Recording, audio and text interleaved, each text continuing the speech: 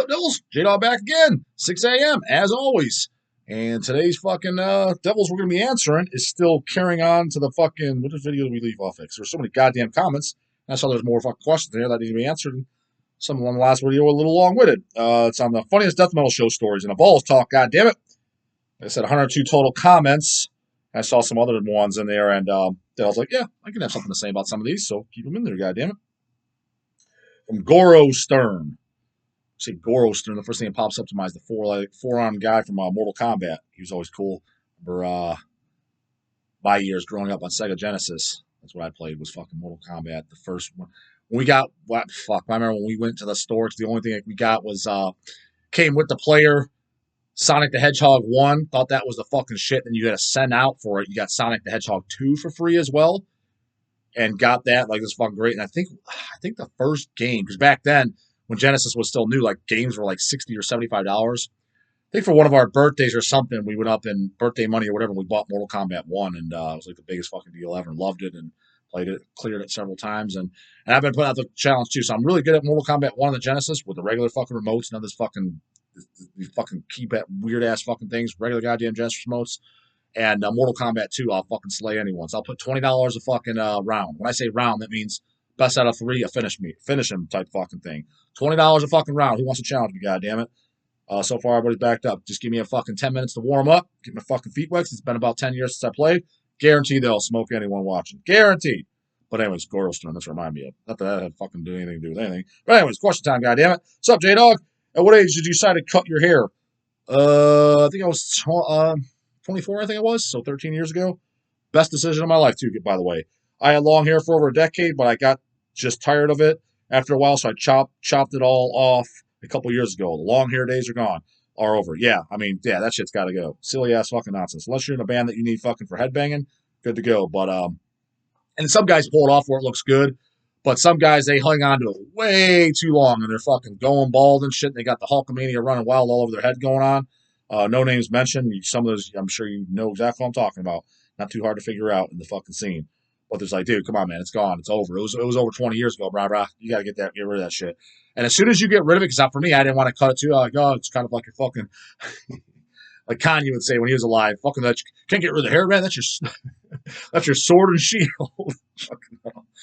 And actually, my whole thing is when I did cut it though, to be honest with you, mine was super damaged and shit. It was like all split and it wasn't growing, so I wanted to grow longer. So I was like, I don't want to just trim it and look fucking like stupid for a few weeks. So I cut, and it was so damaged up. So I cut it all off. And I was like, I'm going to regrow it out from start, trim it here and there to keep all the split ends and all that other crap. When you talk about this too, goddamn, how fucking girly does that sound, right? But anyways, whatever. Did that for years, the long hair thing. And but the goal was hacked it all off, was going to regrow it.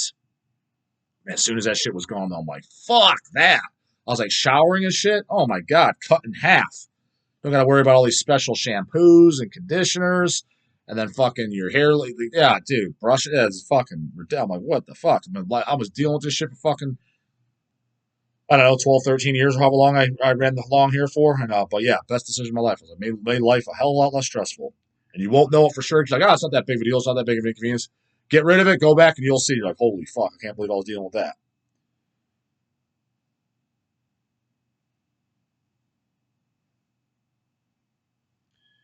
Collins Awesome Sauce Corner. Oh, it's fucking ripping on the old dog. J-Dog, this has now been the third or fourth time I hear you say 6 Feet Under the Haunted is a great death metal album. That it is, brah. Let's make this time number 5. I would have to totally disagree with you. It's the most boring, generic piece of shit released in the mid-90s. All right, Collins Awesome Sauce Corner. When I come to your Awesome Sauce channel, you can talk about whatever fucking bands you think are awesome. How's that? But fair enough. I think Van Halen is one of the most turd fucking bands on the face of the earth. But yet people love them. And I'm totally okay with that. So, apparently you think 6 Feet Under is the biggest pile of shit ever. So, next goddamn, pulling up the next goddamn video just so you guys know. I was a little rambling there. Because that was the last questions on that previous video. So, this video is Flush Crawl, goddammit. And favorite 7 inches. 702 views 10 days ago, and 64 comments. So let's see what the fuck we got in here.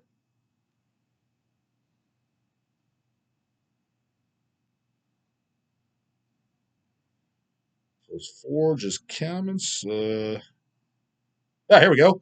Crusader of Blasphemy. Morbid Angel are kings of the mid-album interlude stuff. Question. Have you heard the missing tracks that would have appeared on Sadistic Intent's first album? Sure have, bro. There are 4 songs. I believe they played them live at shows throughout the early 2000s. Number with the Dead, Invocation of Blasphemy, and Holy Revelations, and Beyond the Grave. Yeah, the one, I got to show my Sadistic Intent collection. I don't have, it's not like a ton of bootlegs, but I have a handful of boots, 1 bootleg CD, and a handful of bootleg LPs. And I think the one that has the most, I think it's the City of Devils one. It's like Live 2000 or so. I think there's only 2 songs that are out. Maybe, I think this was before Malignant Spirits and stuff was out. So I think maybe not counting Malignant Spirits because now that is out. But at the time when that came out, that LP came out about 10 years ago. And I think there's 8 songs on there in an entirety. And literally 6 out of the 8 songs were all unreleased. So let's say Malignant Spirits and what's the other song on the Malignant Spirits one, which I'm actually drawing a blank. Let's say those 2 songs are on there because I think they might be. So 6, then there's now 4 other songs that, have never come out. That's probably the ones you're talking about. But I remember that came out. And I remember that LP sounding very, very good. And then there's a Malignant Spirits double LP. I know that song's on there, and I think it was unreleased at the time. In fact, I know it was unreleased at the time. Can't remember if there's any others released on there. And then there's, trying to think of other Sadistic Intent boots, but with unreleased songs. Can't remember. But, I got to show you my Sadistic Intent shit. Because Sadistic Intent's hands down one of my all-time favorite bands, without a doubt. Life Eternal. Do you like the Dave Muberger Stormblast re-recording? Do I even know the re-recording? I don't know if I know the re-recording. I know the original album, and I do like Stormblast was a good album. When it's black metal, it's good, but there's too much fucking dicking around going on in between songs, like the keys and shit. Which, I don't mind, they had keys and stuff in their music, and it was cool and it was fitting. But there's parts like 6 minutes long and shit. I'm like, just get to the fucking metal already. It's getting a little carried away. And a lot of people prefer it to the original. I only know one version. First time I heard Stormblast, though, was when did the re-recording come out? Because the first time I heard Stormblast was... First one I heard was Spiritual Black Dimensions, and that's the tour I saw him on. I probably heard Stormblast 2001, 2002. So whatever version that is, that's the one that's the one I know. And do you train before or after work? I train after work, brah brah. If so, when you get up, you seem awfully perky for 6 a.m. Pretty sure I already explained this, brah brahs. I actually get up at 6 a.m. That's actually the exact time I get up. I schedule it for the day before the videos. You know what I mean? So like I post it at fucking noon. So for example, like today's April 30th that I'm recording this. Tomorrow's video I scheduled it for May 1st at 6 a.m. So it's already scheduled. So I just figure 6 a.m. is a solid time. I figure that's a normal grown man hour that people wake up at. They get up, they have their breakfast, do whatever they do, and they go to work or school. That's kind of normal. Like when I went to school and shit, I think that was the time I got up. When I worked Dupley Systems first shift, I had to start at 8 a.m. Got up at 6, just with shower. Get up and take a shower. Fucking unlike some people, I take a shower every day. Had my breakfast, and I had a half-hour drive, so it gave me enough time to, you know what I mean. So that's why I chose 6 a.m. That way, it's sitting there waiting for you. Even if you're not there at 6 a.m., if you just start your day at 7, video's sitting there waiting for you. Reliably so every day. Melanie loves death metal. Here back again on the fucking channel commenting. Curious as a collector, what is your most prized CD? One that you will never trade or sell. Most prized CD, huh? Really thought about that. There's tons. All my favorite albums and stuff I would never sell or trade, so there's that. But as far as prized one, somebody asked me that for vinyl, and I don't know what the exact, because I don't know if I have a number one, but I know I gave something to answer. Maybe showed it on camera.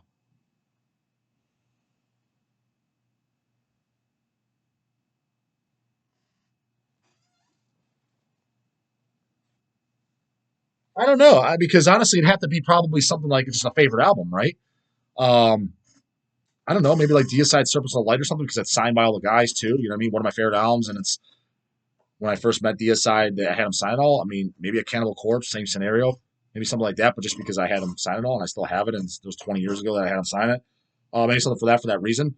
But other than that, I mean, if it's a favorite album or something, it's going to be one of my favorite, CDs, because it's what I like the most, music wise.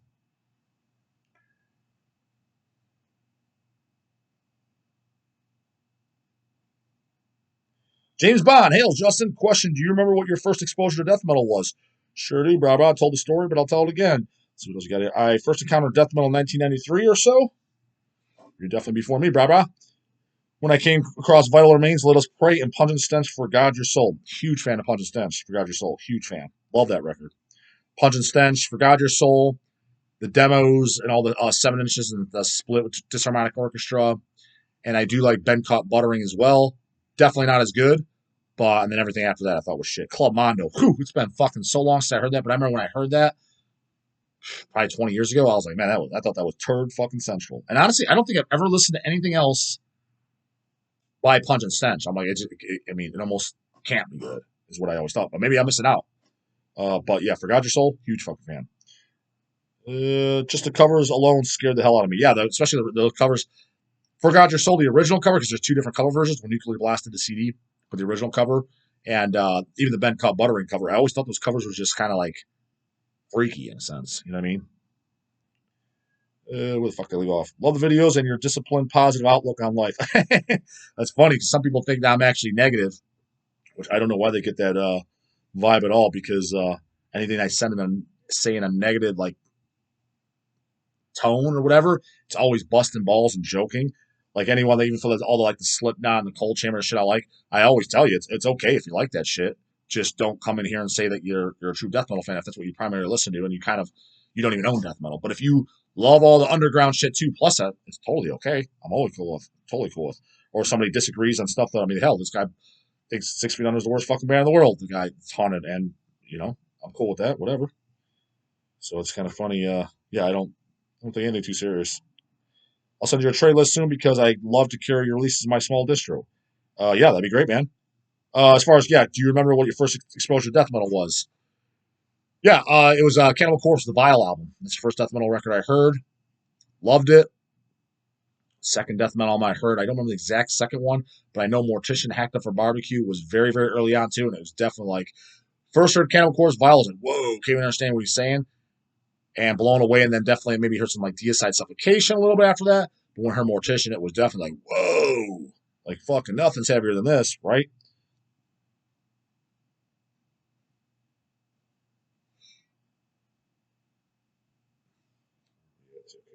Gorehound counts all the time. Yo, J Dog, I'm around 220, 6'2", fairly pudgy. Hey, at least you know. At least you can admit it. Some people are fucking delusional. But I've got some good size, especially in my back, and very good strength, especially on deadlifts. I'm 19 years old. Oh, fuck, man, you're young as fuck. Been weight training for 4 years and never really cut properly before. Feel like it's time to get lean. I think I might drop to around 180 to 185. Any tips for cutting as a natural to attain the most muscle and strength? Thanks as always for making my mornings better. Yeah, keep your so you said you're 220 now, you want to get to about 180, 185. Depends how fat you are. You might even need to get leaner. I wouldn't put a number on it. I would just get as lean as you possibly can. That's just me personally. But if you get to 185 or something, you're happy with how you are.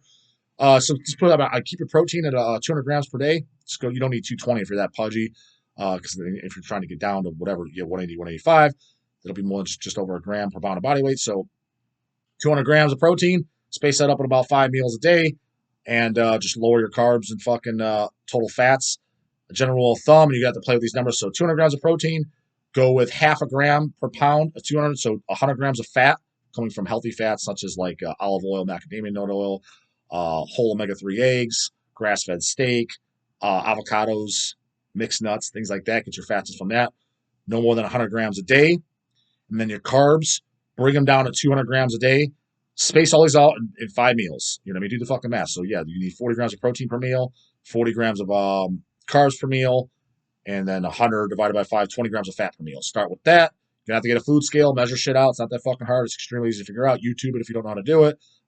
It's very, very, very easy. Just get the digital scales and shit. They're cheap, and measuring cups and things like that. You have to measure everything out to get the weights for everything. So you have actual measurements, like how much protein per, like cooked meat and all that shit. So start there. And then hold that there. If you're not losing weight after a week, add in at least 30 minutes of cardio 5 days a week. Do that for a week, and if you start losing weight, hold it there.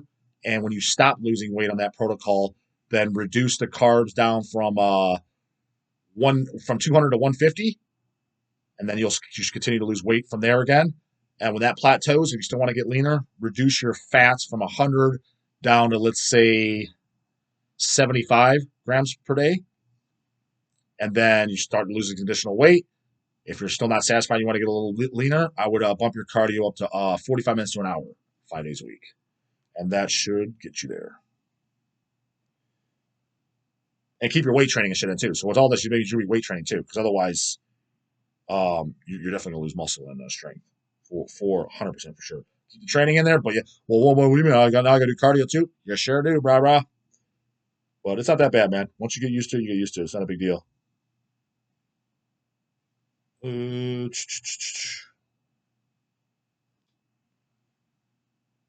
time for a couple more. It looks like. Neutron Hammer. Hey, iDog. I know you've talked about comeback albums before, but what are your thoughts on the Hobbs Angel of Death comeback, Heaven Blood? I thought it was okay, but it was cool to when we got the offer to do it, just to say we worked with Hobbs Angel of Death because such a fucking legend. I didn't think it stunk, but it wasn't. I mean, it wasn't no Hobbs Satan's Crusade or anything. You know what I mean? So definitely nothing as good. But to say we worked with Hobbs was an honor to say the least. So.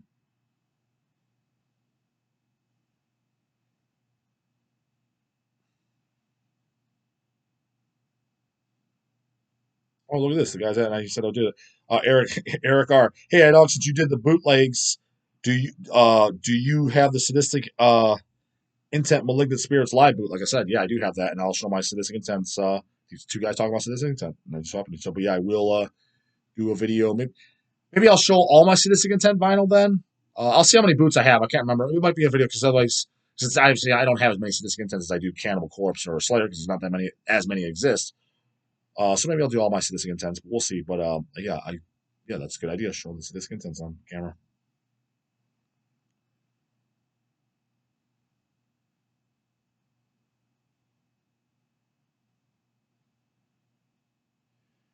Yeah, here's a good question. I've actually talked about this a little bit with Reaper. Richard Wolf, do you ever wish you were old enough to have been involved in the scene when all the bands were just demo bands, trading demos? Sucks getting old, but I think if I were 5 years older, I would discover the demo trading scene. Yeah, I've always said I think I wish I was born in like late '60s.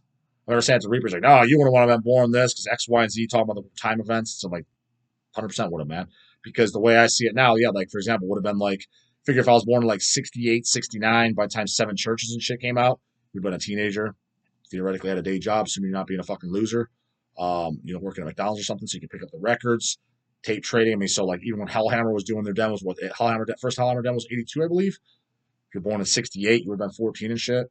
Even though I had a job at 13, so could have bought the demos. What were fucking demo tapes back then, like $4 or something, postage paid. I think it was something like that. Yeah, I wish I was part of that. Not to mention get to see all the bands, knowing all the knowledge I have now. And if somebody gave me the same brain, transported me back, okay, you're born in fucking 68, you go live that time frame. But yeah, now you're in 2022 and I'm fucking, I don't know, 50 some years old. Totally would take it, man. Because we're all here for a limited time anyway. So your time's set whether you're born in 1900 and died in 1980 is zero difference. Yeah, they're dead now, but you still got 80 years as opposed to fucking someone born in me 85 and let's say I die in fucking whatever 2050. You know what I mean? 2050 or whatever it is. What the fuck's the difference? And I think living in the 80s would have been much cooler than let's say I'm alive in 2040. I don't know what 2040 is going to be like, but I can guarantee you I'm going to fucking like 1980s fucking better than the goddamn 2040. I'd be willing to bet anything on that. So, bands, the world, people, everything, food, just everything. Figure out like everything better. Everything's just going down to the shitter, in my opinion.